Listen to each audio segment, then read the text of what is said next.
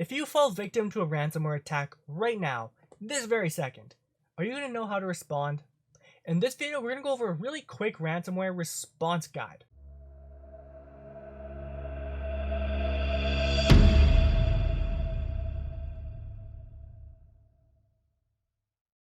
Welcome back, everybody. It's Ziniewicz here with XForm IT, making IT simple. And today I'm going to walk you through what to do should you become a victim of a ransomware attack. Right? Nobody wants to become a victim of ransomware attack, right? It's going to just ruin everything, okay? Especially for small businesses that don't really have the infrastructure to deal with it. I really don't want you to pay that fine, okay? So our goal is to educate you guys and provide enough value to help reduce risk and downtime for your business. But before we get into the video, follow us on social media. Somewhere on the screen here, at XForm IT, give us a shout. info@XFormIT if you need any IT help whatsoever. We'll be glad to assist you. But let's get into the video. Number one here is going to be shutting down the infected systems immediately. So what we're going to do here, in order to avoid the spread of ransomware, we're going to shut the system down, we're going to disconnect it from the network, we're going to make sure that any Wi-Fi capabilities are turned off, right? We're also going to unplug USB storage or external hard drives, so that way the ransomware can't encrypt itself onto that drive, right? We want to make sure that our data is safe.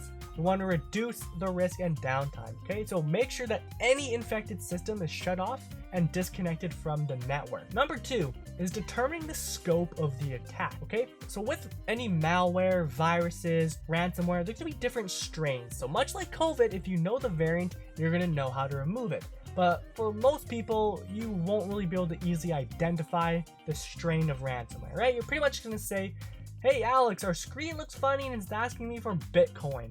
Okay, so we'll ask a bunch of questions and take a look and see and how to identify what strain it is so we can remove it for you. So next, we want to know how many devices were infected. Is it the whole building? Only a little pod in the room? Or the whole room? The whole, whole organization? We need to know that. And we also need to know which data was encrypted. Is it a bunch of super private client information that, if sold on the black market, could be very detrimental and dangerous? Yes? Ooh, that's rough. Lawsuits for data breaches such as that are very dangerous and very pricey. You don't want to deal with that. Number three, you guys, is reporting the incident. So not only are you going to inform your organization, you're also going to call the local authorities or the FBI if you're in the States. Okay, they need to know about this ransomware attack so they can get a better understanding of it and to know the impact it had on you guys or any other victims, all right? They will go after these guys. It is crazy. Number four is evaluating your options. So I really hope that you guys have some sort of data backup solution in place, because if not, you're pretty much screwed, right? So your options are, in that case, A, lose all the data because you don't have it backed up and there's really nothing you can do. Use a third-party, decryptor to decrypt the files, or, lastly, pay the ransomware people, right? The last thing you want to do is you do not want to ever pay these guys, because they say, hey, these suckers paid us $6,000 for the attack. Maybe if we hit them again, we can up the price. And it'll just become a recurring cycle of you getting hit with ransomware attacks and you paying. It's not pretty, so don't pay them. Have a backup solution in place, so that way you can say, you know what, screw it, we'll lose this data. We have it backed up in 40 different other places. We're fine. Have a data backup solution in place, please. Now, number five here is preventing future ransomware attacks. So how do we protect ourselves from future attacks? Right? You can't outright stop it, right? All it takes is one click of a button on a random email link to get infected.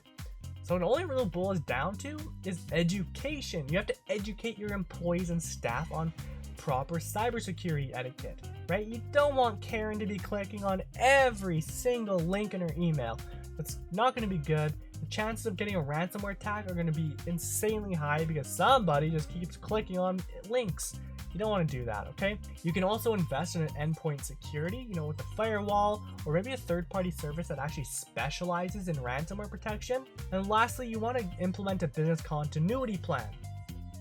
So this isn't going to prevent ransomware attacks, but it will reduce the risk and the severity of said attack. Because if you have a business continuity plan, you're going to know exactly the steps need to be taken when you guys are shut down, okay?